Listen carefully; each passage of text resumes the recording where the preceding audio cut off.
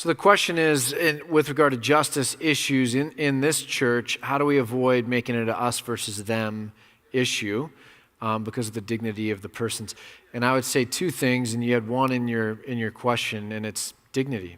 If we're teaching not a stance on an issue, but the value of persons, it allows us to disagree, say, if we do disagree, in a way that still engenders relationship and values the person. So dignity, people being made in the image of God, has to be at the center of justice. Why do we care about justice for people? Because those people are made in the image of God, and God loves those people. So that's the foundation to us understanding biblical justice. So the first part of it is just in your question. The second thing is, we as Christians have to get away from causes and thinking that justice is about causes, right? This cause or that cause. And so then when you come in out of left field on some other kind of issue, that's not our issue, or that makes us feel uncomfortable, and we want to now push back. And that's that other mentality.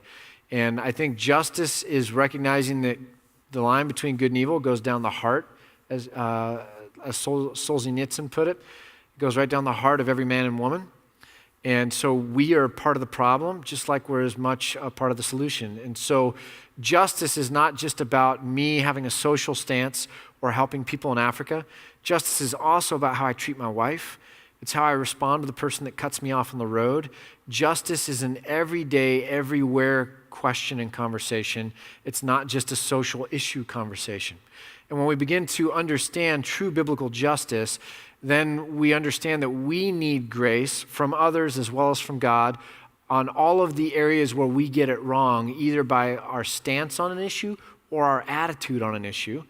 And if we need that much grace, then this person that's coming in that I might disagree with, they need just as much grace, either because of their stance on an issue or their attitude on an issue. And so I think, again, the gospel and our understanding of justice being grounded in our understanding of God is going to hopefully inform our attitude and our tone, that we don't objectify the other, but we see the others as being made in the image of God and having worth. If I were to go a little bit further, and we can take it maybe in another question, but empathy is a really big deal. If we don't understand the other person or the other side and their reasons for having that side, and if we just see it the way we see it, and disagree with it the way we disagree with it, then there is no empathy, and we cannot have any kind of understanding, conversation, or unity. So objectifying the other, lumping them together, not trying to understand them, not trying to feel why they think the way they do or why they're passionate the way they do, allows for apathy.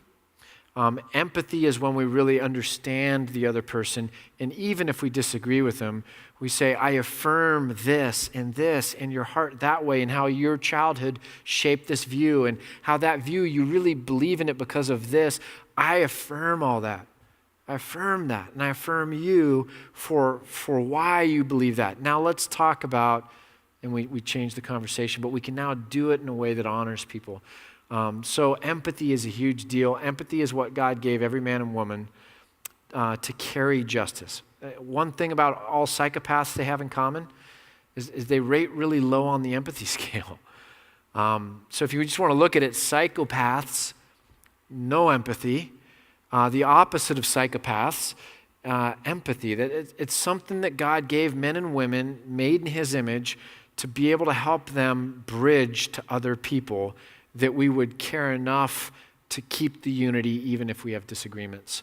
So that would be another layer of it, but a great question.